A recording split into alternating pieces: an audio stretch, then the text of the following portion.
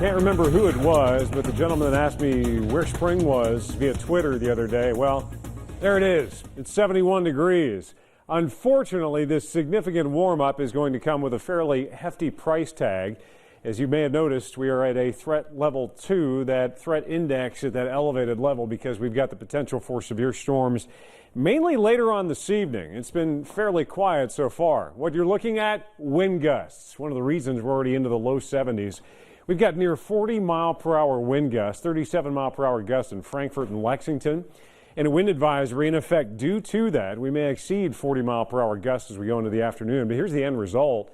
It is 71 degrees here. It is 72 in Frankfort. It's in the mid-70s in Louisville. Lexington's record high today, 84 degrees, set back in the 1930s. We're not likely going to do that. But I do think we'll easily get into the mid-70s, some upper 70s into our western counties.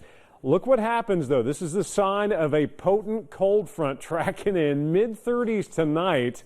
That's the low. Tomorrow's high struggles to get into the mid-40s. So we're dropping a good 20, maybe more than 30 degrees over 24 hours.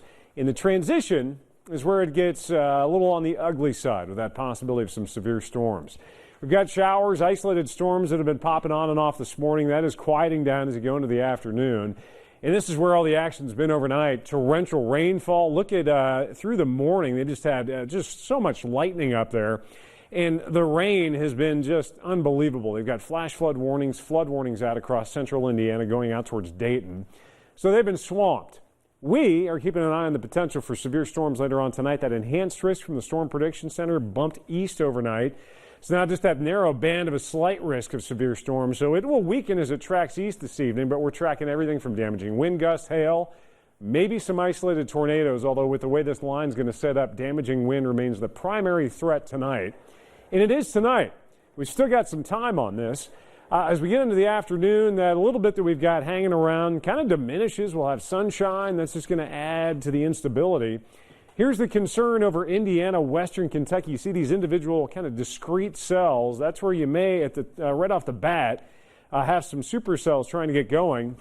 And then eventually it's going to morph into a solid line, a squall line tracking east. Look at the clock. It's 9 o'clock tonight. So between about 9 p.m. to about 3 a.m. is going to be the main round of this coming through. This is 11 o'clock midnight. It's already tracking into eastern Kentucky. This is around midnight, getting into about 2 this morning.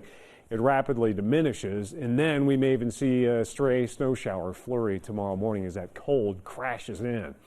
Quick hit of torrential rain as well, half inch over an inch. We may have some brief flash flooding with this, so things are going to get cracking, get hopping later on tonight, and it'll keep Bill and Seth busy as well. Gusty, warm, tracking those evening strong to severe storms, highs well into the 70s.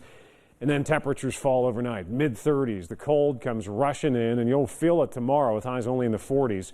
The other takeaway, that morning frost freeze potential still out there Thursday morning. We could dip into the upper 20s, and not looking so great heading into the weekend for Keeneland. We'll try to hold those showers and that mix off as long as we can, Nancy.